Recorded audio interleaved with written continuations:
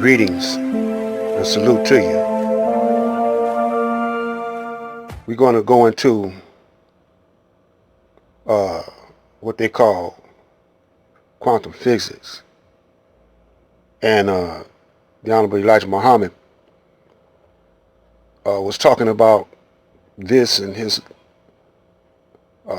temple lectures, teaching us about the black man comes from triple darkness. And he also stated that there's no end or no beginning and no end for the black man. I'm going to show you where all of these statements are true. And we're talking about the microcosm and the macrocosm. And we're going to go to another clip, a video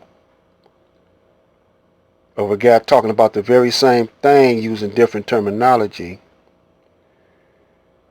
except he doesn't mention the human sperm. The sperm meaning seed of man.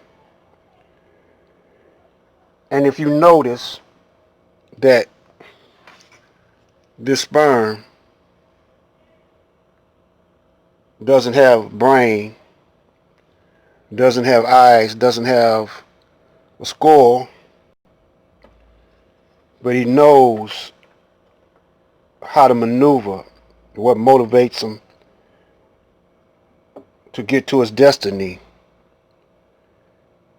But yet and still he don't go into that sperm. See, he's talking about the smallest thing when you say microcosm that there is, and there's no end to how small it can get.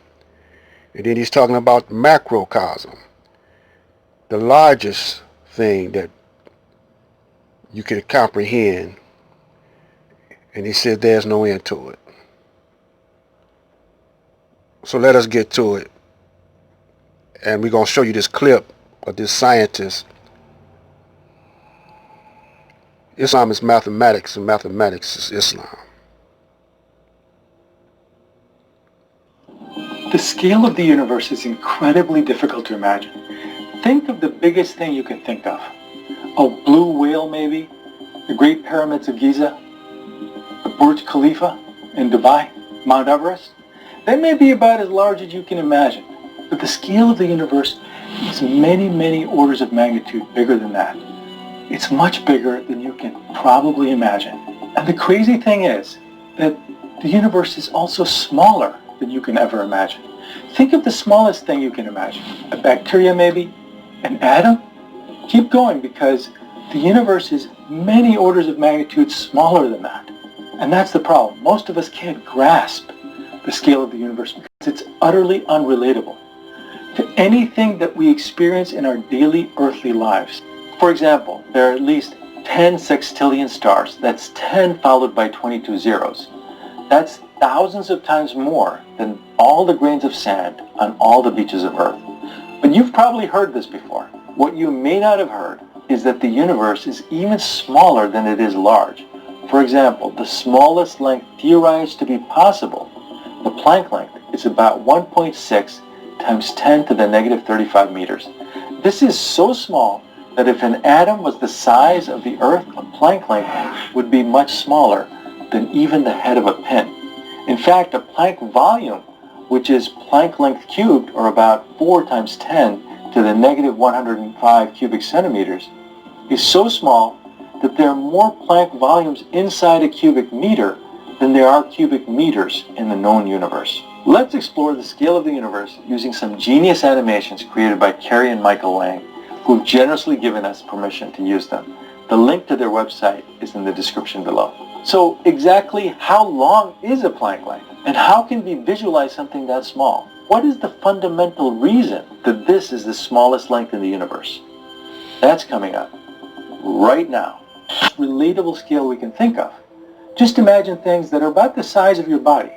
Things like the giant earthworm that lives along streams in Australia, or a big beach ball, which can be found near oceans and beaches all across America. We're looking right now at scales that are 10 to the power 0, or 1 meter in length. Now let's go smaller, by 1 order of magnitude. So now we're looking at things that are on the scale of about 1/10 of a meter, or 10 centimeters. These are things like the shrew, which are some of the smallest mammals found on Earth, or a chicken egg that you might have had for breakfast this morning. Now we're going to move a bit faster. Let's go 1,000 times smaller than the scale of a human being, on the order of 1 millimeter, or 1,000th of a meter. Here you're going to find things like a grain of sand, which can be about half a millimeter in length, or dust mites. They may be crawling all over your bed because they love to eat dead skin cells. Yeah, if you itch in the morning, this could be the culprit. You can't usually see them with the naked eye. Let's go 1,000 times smaller than this scale. Now we're going 100 times smaller than the width of a human hair, or about 1/1,000,000th of a meter. The term sperm refers to the male reproductive cell and is derived from the Greek word sperma, meaning seed. A motile uniflagellar sperm cell is referred to as a spermatozoon, and a non-motile sperm cell is referred to as a spermatium. Human sperm cells are approximately 60 microns in length and have a limited lifespan. Come, let's learn about the structure of a sperm cell in this module. Structure of a sperm cell. A sperm has a typical structure and can be divided into 4 regions. The regions are head, neck, middle piece, and tail. So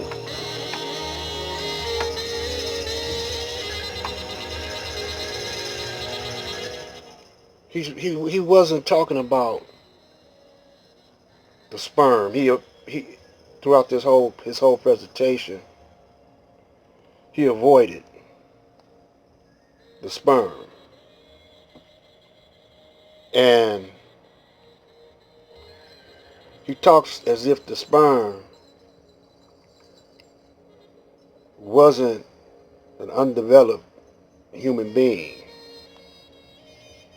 He talked about it like it was something else.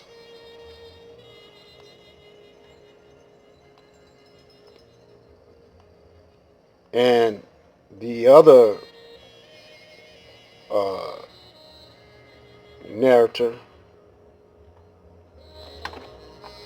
he didn't talk about sperms at all.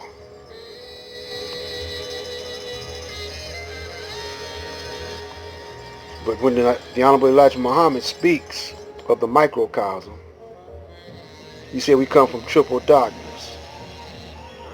One being the womb, one darkness being the womb of our mother, the other darkness being the home or the lodging place of the man,